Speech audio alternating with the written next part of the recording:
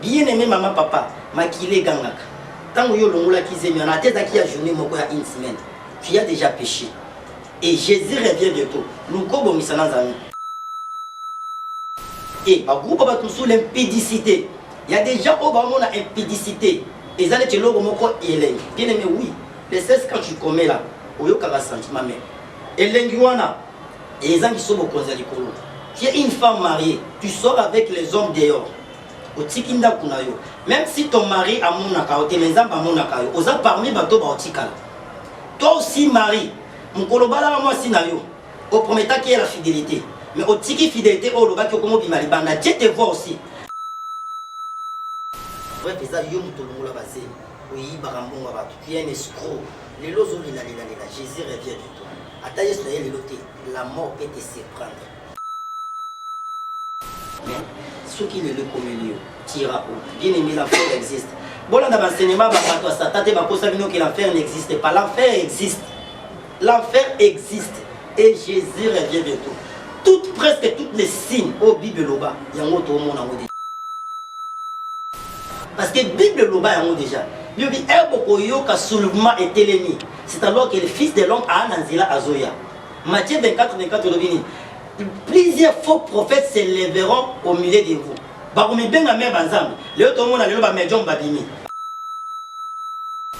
Si vous n'êtes pas encore abonné, s'il vous plaît, nous vous prions d'aller vous abonner rapidement et cela se fait gratuitement. Il suffit de toucher sur le bouton où c'est écrit en rouge s'abonner. Touchez une fois, allez juste à côté, vous verrez une cloche. Touchez sur la cloche, vous verrez 3 rubriques. Appuyez sur toute notification. Une fois touché, vous êtes compté parmi nos abonnés.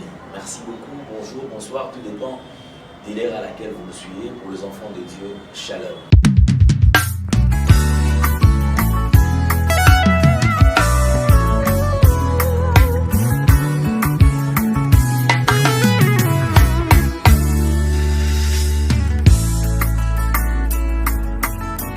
Nazo beta lisolo kitolo ya motema ya moto ya lokotanga pakomisanga etika nazale. Merci infiniment à toute la grande équipe, comme je vous ai toujours dit. Clin d'œil spécial à Gédéon Loa qui est à la prise de vue. Merci à Jonah Zouzi. Je penserai également à Jordan Panzo qui assure la réalisation. Donc c'est comme ça que nous allons travailler d'arrache-pied. Mesdames et messieurs, nous allons aborder un sujet qui est très intéressant et puis intérêt très glissant, permettant à ce que nous puissions y accéder avec beaucoup plus de réserve parce qu'il s'agit de l'appartenance et aussi il s'agit de la vie humaine. Depuis hier, si je ne me trompe pas, je crois que nous avons abordé un sujet en ce qui concerne ses frères.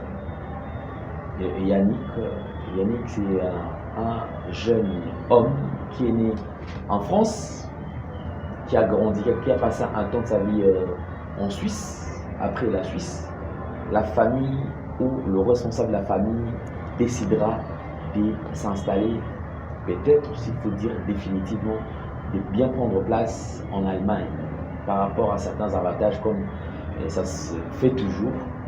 Cette famille s'est installée là-bas. L'histoire de notre frère, je crois, il nous a relaté, disons que quelques temps après, sa mère avait rendu l'âme, paix à son âme, donc sa mère n'existait plus, il est décédé.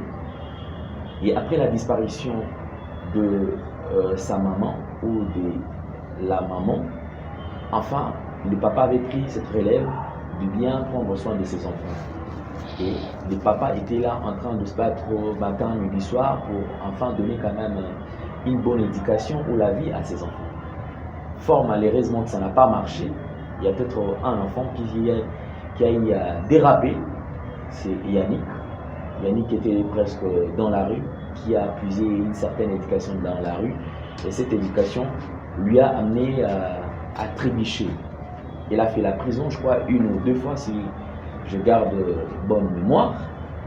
Il a fait la prison. Et la durée, donc, en prison, c'était des 2 ans et demi, d'après ses explications. Après les 2 ans et demi, après avoir consommé les 2 ans et demi, Yannick, après l'administration, Yannick s'est retrouvé à Kinshasa, en République démocratique du Congo. C'est ce qui concerne un peu l'histoire. au Congo, il a fait pratiquement 15 ans. D'après ses déclarations, il dit qu'il se retrouve abandonné, n'ayant pas père, n'ayant pas mère, et sa vie est devenue vraiment compliquée. Donc c'est une vie misérable, si vous pouvez dire ainsi. Alors pour la bandeko bandeko benga biso, ceux qui ont résumé moi muke. Ndeko Yannick o bozali komona to bolanda ki émission ezali ndeko o azali abotami na France. Moko ya ville ya France. Alekisi vi na ndambo na Suisse. Tompe ndambo na Allemagne. Na Allemagne nisika oyo bafandaki na papa na ye na maman na ye. Quelque temps après, maman akufa. Lolenge maman akufa molimoni pe na kimia. Bana batikala ka misatu. Na bana misatu papa koma iko munda. Ko munda na vie, ko munda na vie, ko munda na vie. En fin de compte, papa ye moko a kokokate.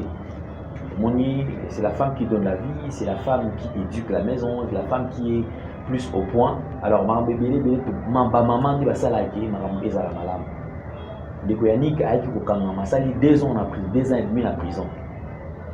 C'est ma 2 ans et demi d'après l'explication naie avant bakanga ye papa a été kobala parce que mon aïki a fanda bongote a été kojé bon abala a été kobala molonga ni naie ozali maman qui est sensible.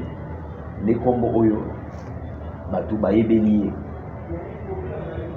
bazali ko informer biso ke azali moko ba ndeko oyo balexara biloko na YouTube na yite so to kobenga neto ba kasadi ba youtubeuse voilà donc tout ça sur bizarre bon sala na YouTube ko tia ba vidéo ba histoire ba masolo azali ko partager expérience na ba ndeko. Maman, d'après l'Isola, il y a des Komobali, alors maman n'a pas pu gérer le foyer, c'est vrai. Mon pays, la carte, il y a des botos Jabba, il y a souvent côté maman, maman qui ne se souvient pas. Alors sur influence, il y a une bande, maman Koka qui pétait, alors moi, elle s'est retrouvée à Zaki abandonnée. D'après l'Isola, moi, ni de qu'on a vu ça, elle s'est retrouvée. Na Afrique après Kokangama Kobima en prison, comme en Afrique. Afrique, il y a qui qu'on a peut-être à Zok quand ça des alliés punition. Qui colonel le cola d'animaux dans le cola bana nyonso tout jour pour jour à kofanda une année 2 ans on a des difficultés côté na mona kati Afrique awa avec se retrouver qu'à sali 15 ans dans une situation très difficile makamozali très compliqué ndel ka qui n'est endoké avec betambela bande ko même camper ko orienter to ko sungai alors bande ko bazali na mikila poto boyebi réalité où vous allez ko traverser bolibaka c'est ce que j'ai toujours dit na senga toujours makonza mboka to bunda mboka oyo qui est négocié parce que plusieurs Congolais vont voir na poto mais balemba déjà poto ni la poto za ya kobeba bandeko belé baza na poto wana bakoma koka ce ka mboka mboka système eza malamu te mais ceux qui m'ameka makama malongo za ki na mboka mais bato presque belé 75% de bazonga déjà wana c'est-à-dire les conditions deviennent de plus en plus difficiles yo pe ndeko za na mikila poto to en Afrique ceux qui ne ko mikila poto atindelo quelque chose c'est pas beaucoup ni sanzana encourager prochainement à se voir parce que passer le temps en Europe, travailler en Europe, ce n'est pas une mince affaire. Les alliés, nous ça il y a pas si, bateau azali ko souffrir. On a solana ba maman parce qu'on a moi na ba maman. Na solana ba papa ça parce qu'on a moi na ba papa. Alors je suis quand même aimé par plusieurs personnes. Oh ba pe ça ranga conseil. Oh ba pe ça ranga pe na ko partager na bino. De le solo les gars qui né bongo, ceux na qui ko rappeler bino le solo les gars qui né moi. Ba détail na ngo to me camper parce que boyebi yango awa. Alors on peut vivre un peu extrême OK. Il y a maloba ya ndeko Yannick. Juste après ça na ligne kozongi sabino na magamba wa audio ozali ndeko Yannick ko contacter pour na tina ko lwa azali na insécurité. Depuis émission ekotaki azali victime ya ba menace, c'est-à-dire azali menacé na niveau moko ya kosakana te donc vie na ezali en danger. Moi na azali ko ebate asala ndengeni complètement perdu. Je crois bandeko bozali na connaissance to bozali na maîtrise ya makambo si et à rectifier, à corriger, vous pouvez nous contacter à travers le numéro que vous allez afficher. Pour toi, nini to qui pour ça la pour orienter bandeko. Les alliés dossier moi ils alliés très sensibles. Moyen pour aborder à mon anenga le sentiment les alliés. Bandeko tout n'enga question na mambetali ndeko na biso Antoine Banabo. Antoine Banabo puisque on a la bras de fer. Souci na biso zaki Antoine Banabo azala reconnu bandimaye. Alors ce dossier totikamo c'est parce que bandimaye ba koma kosola basala makamyo surtout en bon terme ba koma kosola kimia ekota. Ngai lokola mopanzi sango je devais me retirer et je vous avais déjà dit que Antoine Banabo solution et monanaki. Alors, biso toki ko continuer à monter. Ceux qui te continuent à monter, et comme le acharnement, le tozali na problème, na ndeko, na artiste mné na mboka na biso, toza na problème. Na suki la wana, c'est la même façon que j'aborde ces sujets avec beaucoup plus de réserve. Ils allaient sujets moko, ils allaient très sensibles. Ils allaient Kamboya, moi. Moi na oh, est-ce que réellement moi on n'a pas d'avance? Point d'interrogation. Moi na oh, est-ce que réellement moi on a maman qui est sensible? Point d'interrogation. Na koyeba déjà pour maman qui est sensible, ils allaient été. Azali bon na oh ya boti. Alors ba détail to koyeba maman malem et to kobanda koyeba muke ozali pe na likanisi oki ko benga biso to partager. Merci beaucoup, je crois que vous avez suivi Tolani biso surtout ensemble et Boyoki moi ba extrait en ndenge ndeko na biso a boaki mbela so beti su mbela pona tina na kolobaki azali na insécurité azali na kati ya insécurité totale la kati ya insécurité totale oyo ezali ko permettre ndeko vraiment s'épanouir ezali ko permettre ndeko à la l'aise. C'est-à-dire que même kotambola azali ayebi ke bandeko o ba ko menacer ba bango bazana na misolo bazana ba moyen, c'est-à-dire qu'il y a plusieurs menaces alors ça la source qui te côté. Merci beaucoup. Nous allons recevoir un invité qui pourra également réagir en ce qui concerne ce dossier parce que le dossier est très très sensible. C'était un prophète de ministère, Moussa Nanzambe. C'est pas pour la première fois, c'est pour la unième fois. Vous allez habitué à plateau. Le prophète Guélor Kassai qui est notre invité. Homme de Dieu, bonjour et bienvenue. Bonjour Papa Alain, merci beaucoup. Santé-vous. Oui, santé Zambala Mzambaba, la bonne Binope. Zambazo Bombabiso, merci beaucoup. Merci aussi à vous. Merci beaucoup. Comme c'est vrai que le Lambo quand même sur Malili, on roule les bêtis. Depuis je crois 2h du matin, 3h du matin, on roule les bandaki. Titon à moule les bandaki Kobeta. Mais tout le monde dit tout ça quand même dans Moussala. Et Papa Guélor, au Tirolanda, les solos, il y a des Konabiso Yani. Vous allez payer mon boti, vous allez être responsable. N'a le solo quand même. Oui, merci beaucoup Papa Alain, merci pour na mutuna, merci pour Oyaminga Susu na nouvelle tendance. Na PCP balandinyo sur nouvelle tendance pambote belé bisika bazolanda biso. Oui Papa, eloko yo tango na yokaki pe na landa kango et sala ki passé quand on lobi to za ba parents to ebi pasi wana. Mais pour nanga na sali ba analyse nanga, je suis pas passé pour na condamner quand moko bien kozala na kamoboy. Nga na lingi na sala analyse na lokola parent puis deuxième état ke nombre de dit na lingi mingi tozonga mingi na makomi ya Nzambe pe totalisa importance ya likambo oyo parce que na yebi ke na batu ba olanda biso na ba parent na mwana bango nde ba yebi vérité ya likambo wana mais nous croyons certainement par la grâce de Dieu que makambo nyonso eleka dans le calme. Parce que comme les parents ont envie, moi j'ai envie, je suis dans le calme. Donc, je suis toujours un peu dans la réserve. Mais toujours, le bêta qui m'a dit tout le monde a passé. Dans le linga, oh, sur la biso, na tout temps, na mukanda na Nzambe, na mukanda na Luc chapitre 15, le verset 11 à 24. Luc chapitre 15. Oui, verset 11 à 24. 15, chapitre 15, verset 11 à 24. 11 à 24. Je vous ai dit cela afin que ma joie demeure en vous et que votre joie soit complète. Luc chapitre 15. Ah, ok. Sorry. Lucas, oui. Je m'excuse. Luc chapitre 15, verset 11 à 24. Luc chapitre 15, verset 11. Oui. Il dit encore, un homme avait des fils. Le plus jeune dit à son père, mon père, donne-moi la part de l'héritage qui doit me revenir. Le père leur partagea, alors c'est bien. Peu de jours après, le plus jeune fils ramassa tout et partit pour un pays éloigné où il gaspilla sa fortune en vivant dans la débauche. Alors qu'il avait tout dépensé, une importante famine survint dans ce pays et il commença à se trouver dans le boisson. Dans le besoin. 15. Il alla se mettre au service d'un des habitants du pays qu'il envoya dans ses champs garder le porc. Il aurait bien voulu se nourrir des caroubes que mangeait le porc, mais personne ne lui en donnait. Il s'est mis à réfléchir et s'est dit, combien d'ouvriers chez mon père ont du pain en abondance et moi ici, je meurs de faim. Je meurs de faim. Je vais retourner vers mon père et je lui dirai, Père, j'ai péché contre le ciel et contre toi. Je ne suis plus digne d'être appelé ton fils. Traite-moi comme l'un de tes ouvriers. Il se leva et alla vers son père. Alors qu'ils étaient encore loin, son père le vit et fut rempli de compassion. Il courut se jeter à son cou et l'embrassa. Le fils lui dit, Père, j'ai péché contre le ciel et contre toi. Je ne suis plus digne d'être appelé ton fils.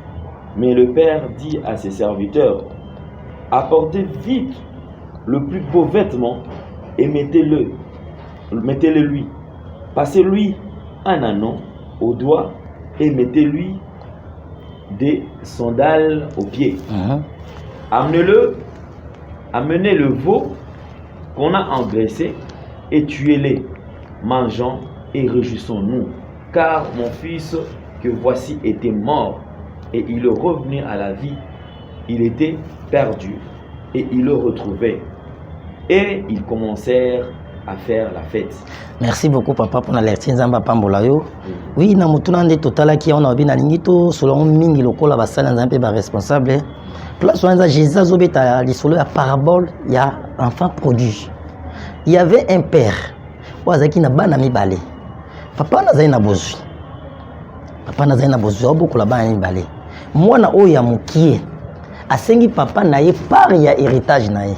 Parce que bozwi ya papa izaka héritage ya bana.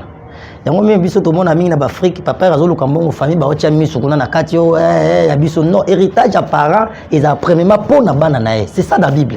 Yango même Abraham azu héritage atikeli Isaac, Isaac atikeli Jacob, c'est comme ça héritage de tikala.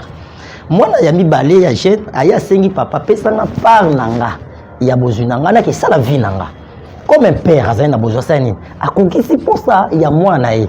Parce que un bon père asala ke mwana zala malamu a satisfaire ba besoin ya mwana na côté ya malamu mina ndenge ya mabete et ses parents azui bozui apesi mwana tango apesa ki ayeba pete ke mwana na ke sala bambiance ayeba ke ko mwana nga senga par na héritage na zango na sa nini na pesa apesi akei mais bible bi tango mwana na akei ole a s'investir na bozui wana asali nango bambiance bani ko kezwa basi c'est-à-dire au salaire azui basi bambiance mbongo esali nini esili abandi ko souffrir ko souffrir amoni akomozanga même ne loka olia akiluka place moko musala ba pesi musala ki boko la ba bibwele ke biloko na ba ngulu ba olia pas nini azo même olia mais malgré tout cela aozongo kate mona tala bi non ninga na souffrir awa na ozanga même ya olia mais nanda kwa papa nanga basali bazali o ba olia non je dois retourner na senga papa nanga bolimbisi mais na ozongo lokola lisusu mwana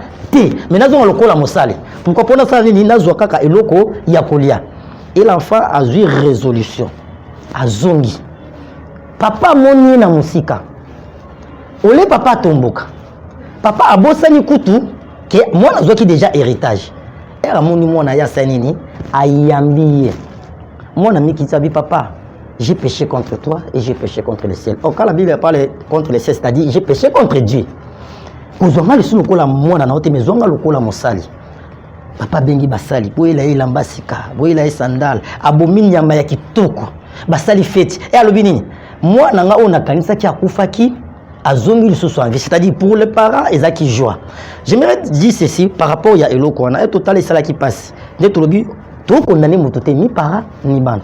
Ponanga responsabilité au esengi ba para batala nanu makambo ndenge lekaki te parce que on dit que moi na comment ina vie moko ya mabe il paraît-il même na vidéo a comment ina vie moko ya mabe na potokuna nde to bota papa to bota bana to bota mitema te mona ayaka na ndenge na ye et surtout sur influence ya culture ya culture ya libanda c'est ça bana bazo copier oh ina culture na biso te bana ezaka ka yete ebele parents bazana poto ba yebike ebele ba paso gérer bana oui bana bakoma tema au-dessus parce que l'état to mikilwana et ça ba accès donc c'est-à-dire moi na accès à likolo neti ya parent to le beleka ndiko zo papa mingi ba benga biso abengi mbila bakangi yo moni e moto samba nzamba sungaka autorité na biso mboka ba bongisi biso ba condition papa ezana ba tebele mususu bande na biso bazana ba poto ba bana teke po balingi poto ba bana po ke alobi so ba bina zunga na mboka par rapport ya conjoncture ya mboka ba insécurité ba makambo belé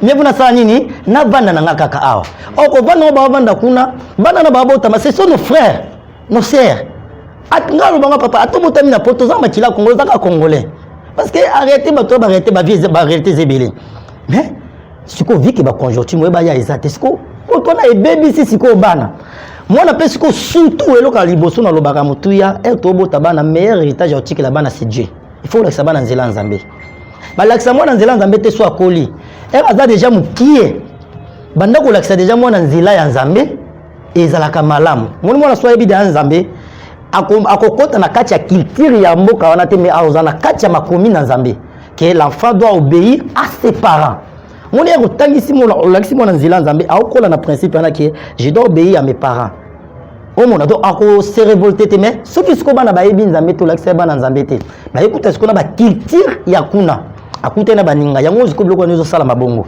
et je crois peut-être yango pesala ki mwana oyo tozolo bapo akomi libana na baninga mais malgré erreur ponanga comme mwana sala ki yango et comme tina niveau bazongisi na mboka c'est déjà arrivé nde balobaka mai so sopani basala nini balota li soutenir totangi na bible ponanga nde tobito konane ba parate état qu'un parent ce qui est vrai nde toloba parce que nous ko bito zolandela ce qui au moins na lobby si c'est vrai parce que cause a peu vrai cause a peu faux papa là tu vas arrêter de yozana au vanimina c'est ça tu vas conseiller pe makambu oh salité hein ça peut être vrai ou faux mais na kati wanyo sotolito zala na kati nga etake parents responsables pe mosala nzambe na osinga kana ba parents maman na biso otanga kombo na na papa soki réellement bango nde ba parents na ye batala nanu o nyonso komaki te bayoka pasi wana ya kobota o bible zobenga les fruits de mes entrailles papa moi à des fois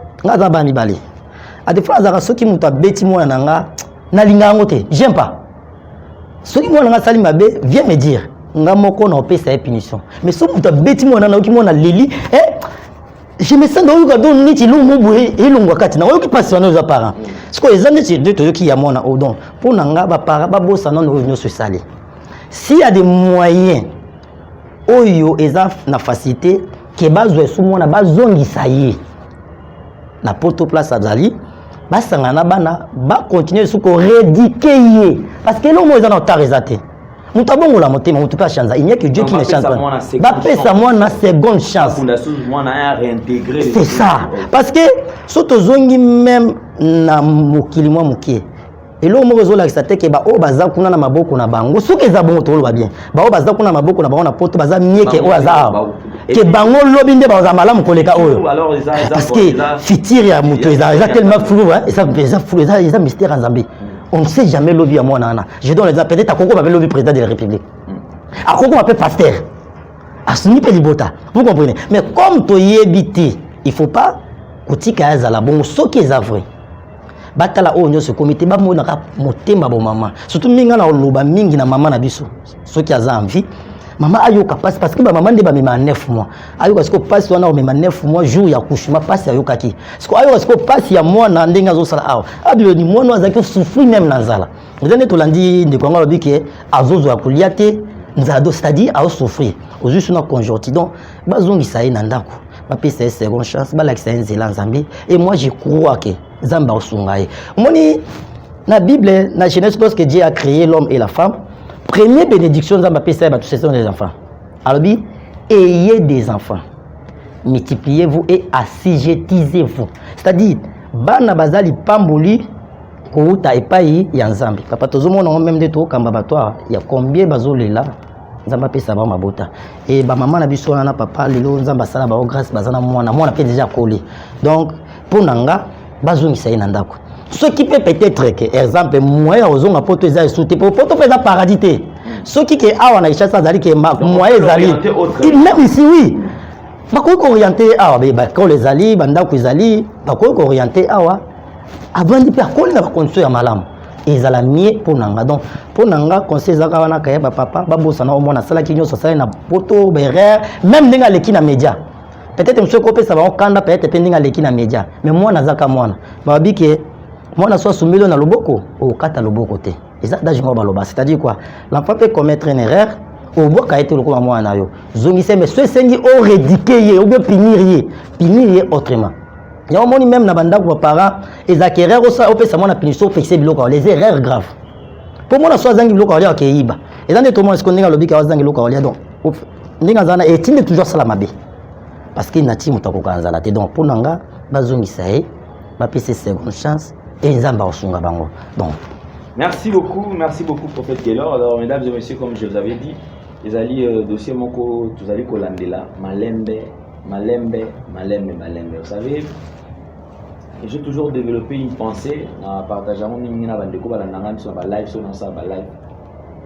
J'ai toujours dit qu'un enfant est une bénédiction pour ses parents. Quand est-ce qu'un enfant devient une bénédiction pour ses parents?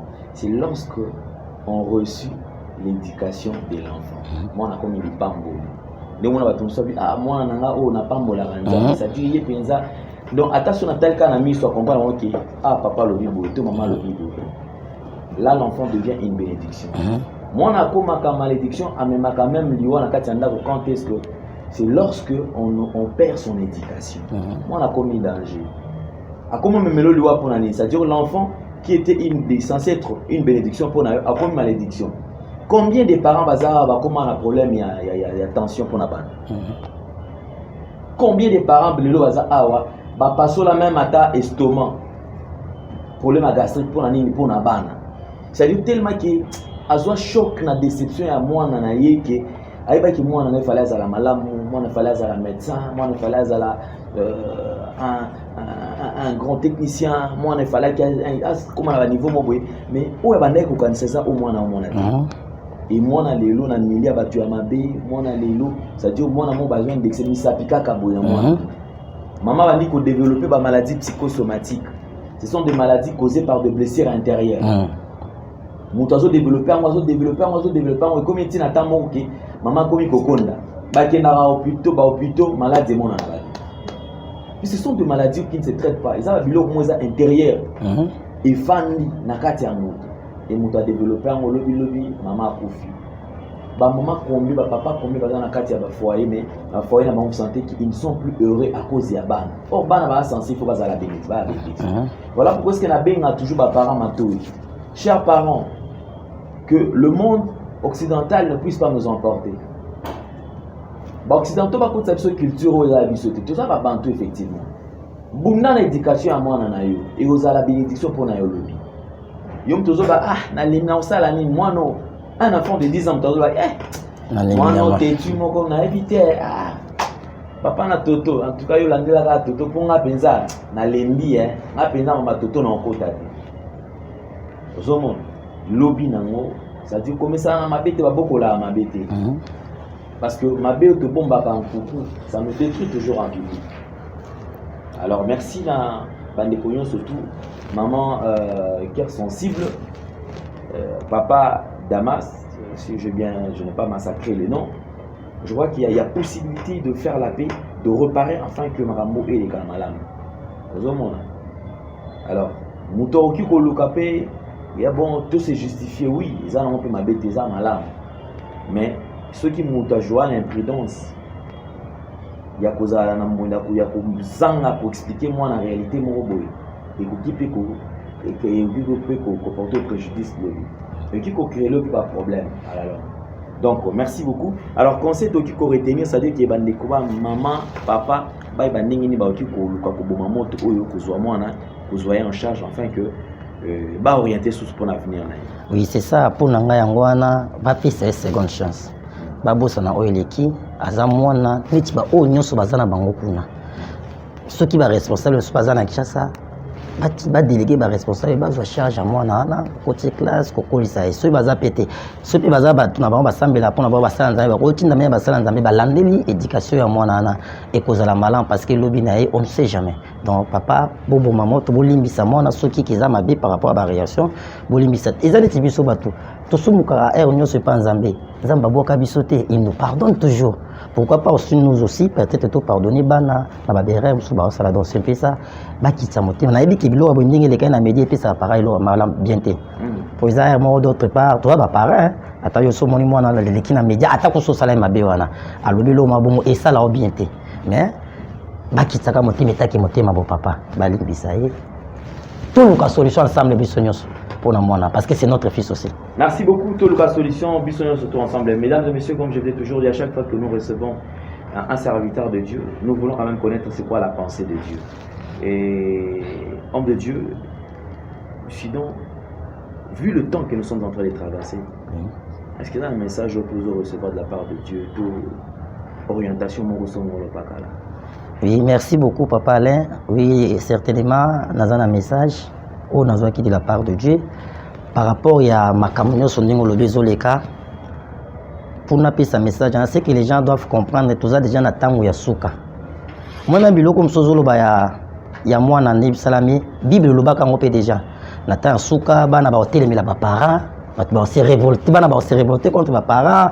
Ba makambozi belé ba biloko to mona lelo ba guerre ba to ba ka peut-être Russie na Ukraine ça déjà bilembo o Bible lo ba.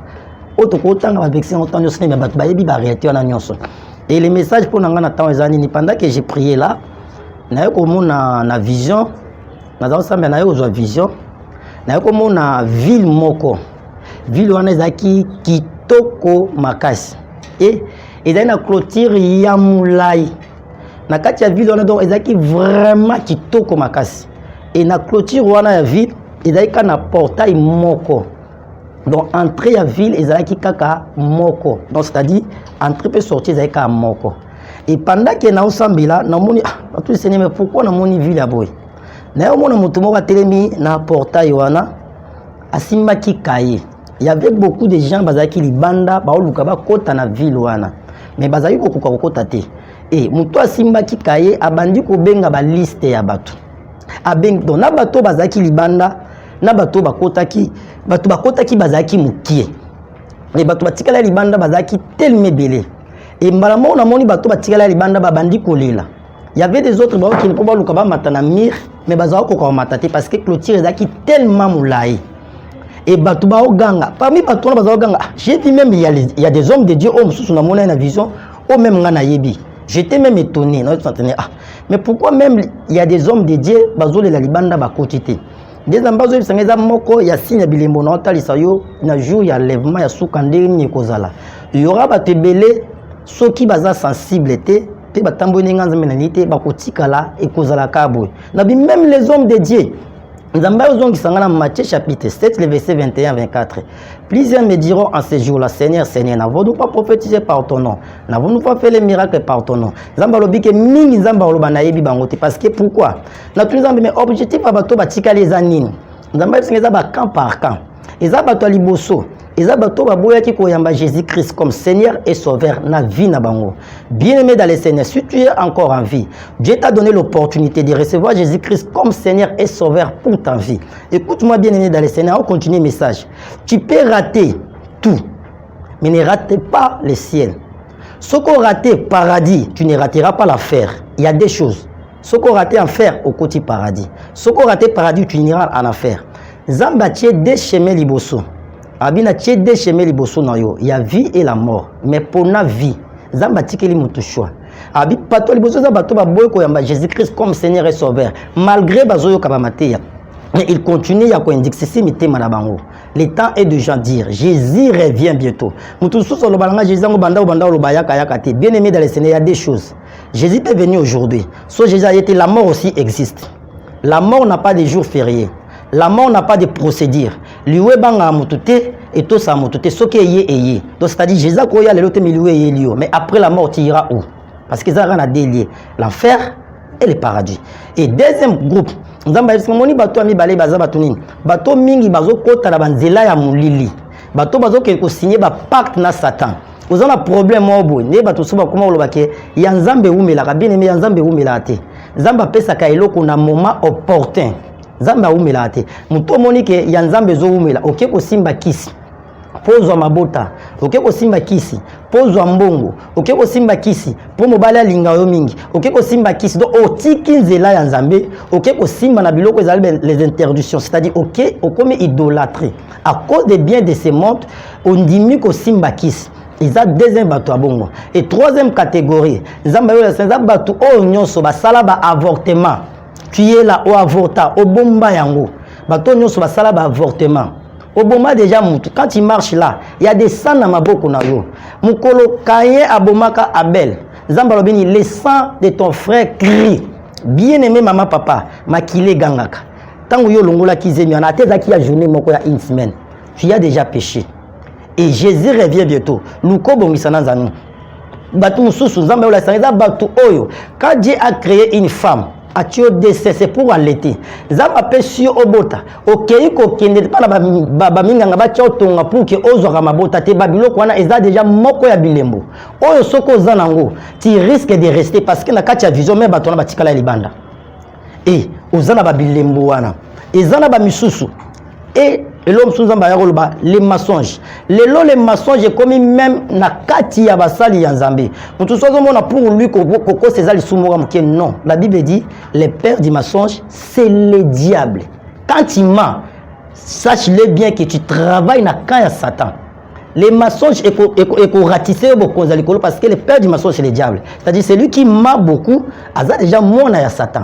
Oh, Satan na nzambe ba cause à place mon côté. Les mensonges. Et bah groupe va tout sous l'impudicité. Il y a des gens au bas on a impudicité. Et ça n'est pas moko elengi. Bien aimé oui. Les 16 quand tu commets là, oyo kara sentiment mais elengi wana et zangi sobo konzali kolo. Tu es une femme mariée, tu sors avec les hommes dehors. Au tikinda kunayo. Même si ton mari a monaka o temenzamba monaka yo, oza parmi bato ba otikala. Toi aussi mari, mukolo bala moi sinayo. Au promettant qu'il y a la fidélité. Mais au tiki fidélité au loba qui okomo bima libanda Dieu te voit aussi parce que la Bible le dit la vie et la mort sont au pouvoir de la langue liboso bato ya bobala naki est-ce que loba ikenge na baliyo na banda bima na basi musu libanda non mama yo zo vive na bia moyibi ozo mbongo mobali oyibi po sala osunga bande ko na yo ko sunga bato c'est bon mais senga ba pesa yo tu voles tu es derrière dehors donc il faut nata oyo kozala prudente tika mabe Jésus revient bientôt. Nzamba pesa ngai memba directif comment to sala na bato o muto nyonso amona ke a se retrouver na kati ya makambo wana. Bien aimé. Ezabilo suba to suba loba parce que diable a côté ba orgueil kati ya bato mingi muto sala ba biso nyonso to zaba na nzambe. Oui. Lorsque nous recevons Jésus-Christ comme Seigneur et Sauveur, nous tous oyambi Jésus comme Seigneur et Sauveur, to komi bana ya nzambe. Mais na deuxième part, ils ont la catégorie au-delà aux allemands nzambe nzamba pesi bango les ministères. Tu es un enfant de Dieu, mais tu n'es pas un ministre de Dieu. Pour dire quoi? Il y a d'autres choses dans ta vie. Tu peux prier. Tu peux confesser tes péchés toi-même. Dieu te pardonne. Mais ça va nécessairement passer par un sacrificateur. Dans Jean chapitre 11, le verset 45. Lorsque Jésus a se présenté dans la tombe à Lazare, Lazare sort. Et Lazare a bimaki. Jésus a dit aux disciples de lier et laisser les aller. C'est-à-dire, Dieu nous a donné instant que ses serviteurs pouvoir mususu ya osambe na pona bato ezana péché mususu oyo zo senga il faut les kaka par un sacrificateur yo olongola bazeni olobi kinga mona ke ko senga bolimbis avec les sang dans maboko Dieu ne te pardonne tu dois passer par un sacrificateur donc c'est-à-dire ceux qui se retrouver na kacha makambo wana parce que nyonso to koloba na média za makambo ebele ezapena ba misusu yo bazakana soka yebi nzamba abimisi vérité moko oyo ko sauver bato akoluka a créer ba problème si tu te reconnais que ozana mabe moko oyo bomba oza parmi bato o avocta oyibaka mbongo okosaka mobali no kosaka mwasi obeta batonga wana osalaka mabe tu dois nous appeler to sambela ezamba osala quelque chose et groupe ya bato suka ezali bato oyo basala ba inceste. Inceste, un jour on en parlera avec papa Alain parce que déjà elle m'a passé un message na koma qui même enseignement mobimba. Inceste eza péché moko eza mabe makasi. Inceste eza péché oyo ko sangisa nzoto ndeko na ndeko. Cousin na cousin, cousine na cousine o sangisa na papa na yo, na mama na yo, na tata mwasi na mwana ndeko na eza péché moko eza grave. Et ça, parmi les péchés, il y a l'immoralité. On a ma ville, il y a Sodome et Gomorre. Bien, vous savez que pendant que je parle, il y a d'autres personnes qui se moquent. Mais moi, j'ai fait ma part. On a lobby. Même au temps de Noé, lorsque Noé construisait un arche, il y avait bateau bazamo neti liboma metata o likamunini.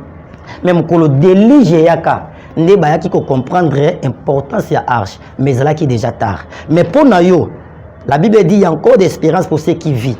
Comme tu es encore en vie, Zamba peut sur seconde chance pour que on se repentir au côté. Parce que tangu portail bakangi ozo bata na mi au côté.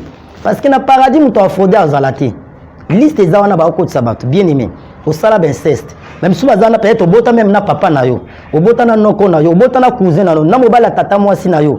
Nande ko na yo eza péché moko eza mabe et ko ratisser yo bokonza likolo. Donc Jésus revient bientôt, les messages déjà tellement moulaï, mais on en parlera. Bref, ils ont yo mutolongo la bazemi. Oui, barambongo batu. Tu es un escroc. Les lozo lila. Jésus revient bientôt. Ataye soyez les lotés. La mort peut te surprendre. Dès que vous même nga pande dans un plateau ah, na ebite ni comme la kolongo ah ti ko koma nda kunanga. Je peux ou pas arriver parce que ma vie ne dépend pas de moi. Et ça en Zambie. Mais ce qui le comélio tira où bien aimé l'enfer existe. Bon dans l'enseignement bato satate ba kosabino que l'enfer n'existe pas. L'enfer existe. L'enfer existe et Jésus revient bientôt. Presque toutes les signes au Bible loba yango to mona ngo déjà. Ba tremblement de terre par-ci par-là. Ba guerre Bible veni un nation côté ma contre nation to zo mona yango. Ba famille to moni banzala ndenge telemi pays mobimba. Ba kufa donc c'est ça eza de abilembo. Jésus revient. C'est ça le message que j'avais reçu. Et Dieu a besoin que yo vienne à sauver. Mon numéro est la piste 243 85 41 59 230. C'est déjà pour tout affiché. Le signe prophète quels sont les signes où ils allaient prouver réellement tout comme ils faisaient la venue à Christ parce que nous sommes déjà au soir les alaranango kaka babitumbe alaranango kaka parce que est pour ça les 20 ans les alaraka pour qu'est-ce que les gens qui peuvent partir à la Bible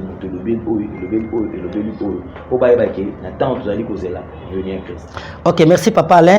Vu que tant aux hommes qui va vexer biblique, ils allaient n'a pas ça bandeko, attends vexer biblique, battant la bandaku pour la meilleure compréhension. Pas de problème. Ok. Et ça que somo tuni vraiment qui toko nzamba pambola yo, Babilembo oboko yeba. Bozui na mukanda, nous sommes dans le livre de Matthieu chapitre 24.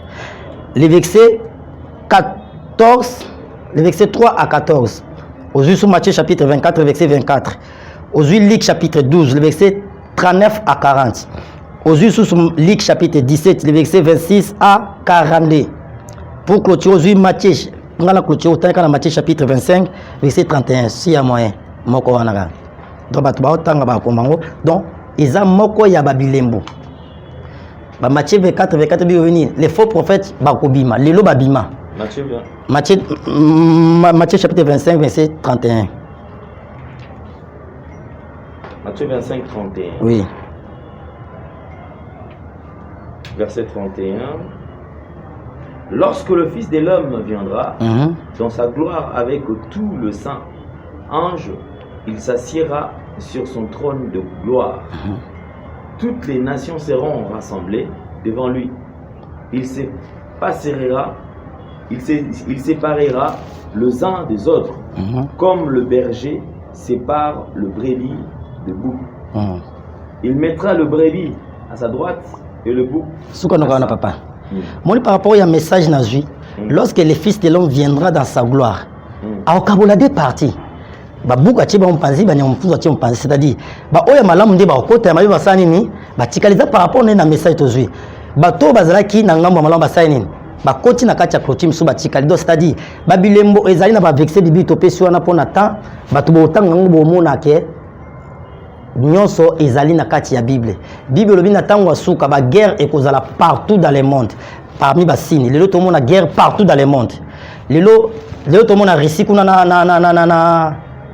na Ukraine guerre ezali donc Bible loba yango donc na bato bazala ba spirituel na les hommes spirituels na ba femmes spirituelles bato batanga Bible e ba biloko ezo sala mais za biloko mutako kamwate parce que Bible loba yango déjà biobi e boko yoka soulèvement et télémi c'est alors que le Fils de l'homme a anazila azoya Matthieu 24 lobini plusieurs faux prophètes s'élèveront au milieu de vous bakomi benga me banzambe lelo to mona lelo ba medium babimi papa yo bana Congo oboli makama nzambe kala yo ka babiloko ba medium na Congo ezalaka na makama nzambe mais babimi pourquoi pour dire que to komi na tango ya suka ero yoki da ba medium lelo babimi bandoki ba faux prophète muso lobi ngande na nzambe lelo muto komozo azu église atie kombo na ye c'est le temps de la fin donc c'est ça déjà parmi les faux wana donc bible lobi ni beaucoup mona ba tremblement de terre lelo to mona ngo partout même na biso na Afrika à Congo, le tremblement de terre, les volcans, les Goma, vous comprenez donc, ils ont déjà à Bilembo. Bible la famille est partout dans le monde. Les lots Covid et Betty, l'économie presque à pays est belé. Même ceux qui sont en Europe aujourd'hui, ils vont souffrir. Donc nous allons partout. Chez nous, nous n'en parlons pas. Et Bible bini na tango suka batu mingi bakoyinana lelo to mona ene komi ebele mutandimi abo mande konaye pona eloko mobo ezade aba bilembo o Bible loba Bible ba nini bana bakotelemela ba para ba koma ba impoli lelo to zomona bana lelo ba kombe telema ndenge to bana ba occidentaux kuna mwana otelema asa les gars na papa na ou bien mata likolo ya para eza moko ya ba bilembo. Donc c'est ça ba bilembo eza tellement ebele o nyoso to mona eza zarteza da ba bilembo suka papa nanga. Merci beaucoup, homme de Dieu. Je crois que nous sommes arrivés pratiquement à la fin, mais on va se séparer quand même. Vous aurez fait 2 minutes. C'est le temps de partager la vision et puis le temps, programme, il y a culte pour ceux qui auront besoin. Il y a au côté en contact, un problème d'encadrement spirituel. Nous avons besoin de prière. Nous avons besoin parce que les gens puissent renoncer. Acte c'est-à-dire que nous sommes pratiquants ici, des fois, il y a déjà qui a déjà quelque part. Il faut le cas. Alors, vous en avez besoin. Alors, vous avez quelques minutes. Merci beaucoup. Merci beaucoup, Papa Alain. Dieu ne condamne personne. L'évangile à Jésus-Christ n'est pas venu pour condamner. Un jour, il a qui moi à commettre adultère. Même si Jésus que cette femme a mérité de lapider selon la loi. Jésus a dit que mutu o katina bino asumukana noté abamba libanga. Jésus a gumba mi abanjo koma. Elle a télémi. Amona kata mutu moroté. A tout moi si on a personne t'a condamné. Abi non, Jésus a dit moi aussi je ne te condamne pas. Va mais ne pêche plus. Jésus ne te condamne pas, mais il a besoin que tu viennes au renoncer. Ba semble l'homme mais aux ongles les souba artuana te donc c'est un peu ça. C'est lui au a besoin à contacter mon numéro est là affiché. Benganga ina koyamba wa te belé. Bazole kapete batuso prophète azoyamba bapel te azoyamba message non moi je suis pas comme ça soko beninga ozwinga te tika message même na WhatsApp numéro nangeleka r nyo seza nga moko batope balingi basambela na biso longo ba prière ya groupe ya ligne de Jésus chaque jour de 12h30 à 13h 18h30 à 19h 23h30 à 0h donc aux aposo contacter nga benga tokosolola parce que médias ali kambota là je salue bande konyoso bazolanda biso bo s'abonner pe na chaîne ya prophète Gelor hein au monde akona ba betka Gelor Kasai TV s'abonner ba conseil na bino ba reproche ba remarque tozana ngo besoin ce qui est sous Christ azongité tokomona na mbala sima kanta moi je dis bye merci beaucoup.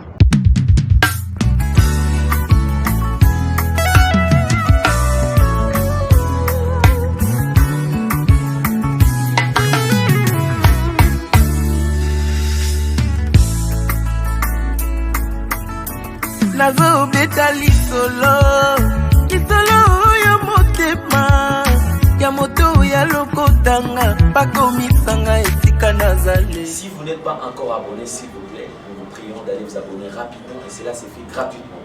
Il suffit de toucher sur le bouton où c'est écrit en rouge s'abonner. Touchez une fois, allez juste à côté, vous verrez une cloche. Touchez sur la cloche, vous verrez 3 rubriques. Appuyez sur toute notification. Une fois touché, vous êtes compté parmi nos abonnés. Merci beaucoup, bonjour, bonsoir, tout dépend de l'ère à laquelle vous me suivez. Pour les enfants de Dieu, shalom.